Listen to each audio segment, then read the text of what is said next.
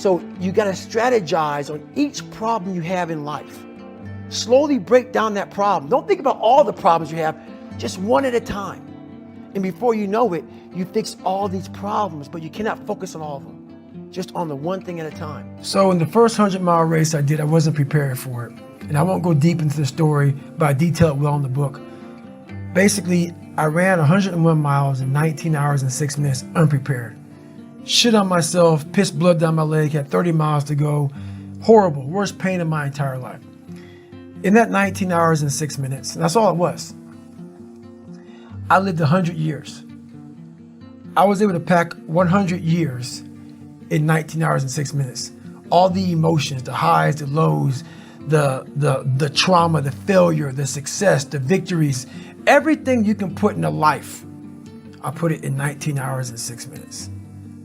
And the beauty that comes out the other side of that, what happens in that time frame when you're at mile 70 and you're all fucked up and your body is destroyed and you have 31 miles to go, and you're now at 31 miles to go, you're in the worst shape of your life with 31 miles to go.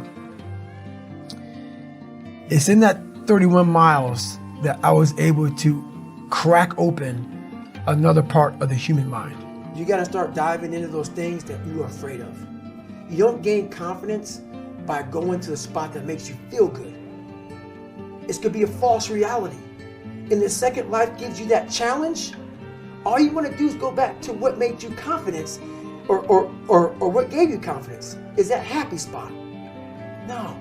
What gives you confidence, what gave me confidence, was spending years at a kitchen table trying to learn how to read and write on my own. Realizing I can't learn the way you learn. I can't, but I can learn. What gives you confidence, not being afraid, is overcoming the fear.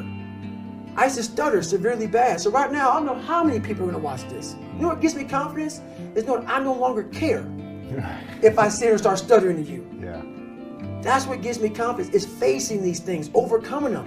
And maybe not overcoming them every day, but facing them. And facing them and facing them. Pretty soon like this, you know what, man, this is where it's at.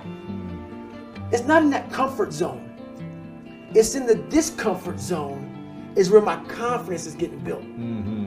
So my whole idea when I went back to see my dad was I was hoping that I could just fucking call myself a loser, and it's because of you, Dad.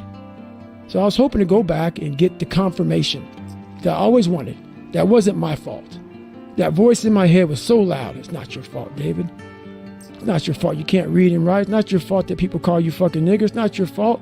It's not your fault this, not your fault that. It's not your fault that you're fat. It's not your fault that that you quit shit. It's not your fault.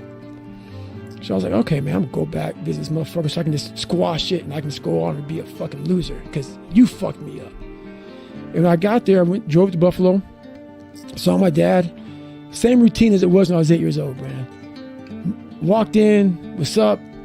Went to Skateland. I sat in that fucking couch that he would cheat on my mom with. And I sat on that couch in the corner, and I was like, God, what the fuck, man? And it was a whole normal day. And the more I was around him, he started getting drunk. And I won't go through the whole thing, but I started seeing, man, I started having a conversation. I always had these conversations with myself. I'm like, man, this motherfucker, he came from hell. His dad would put him in front of a furnace. And like, if he moved, he'd get burnt. So when my dad got beat, his dad would put him in front of a furnace. And if he would have moved, he'd fucking get burnt up. So my dad had to sit there and take it. So he never dealt with his fucking demons. So his demons became mine. His demons became mine. Motherfuckers think you die and the demon goes with you, man. Don't be a fucking fool, bro. You know, like, that's why I'm proud of myself. I took his demons and mine.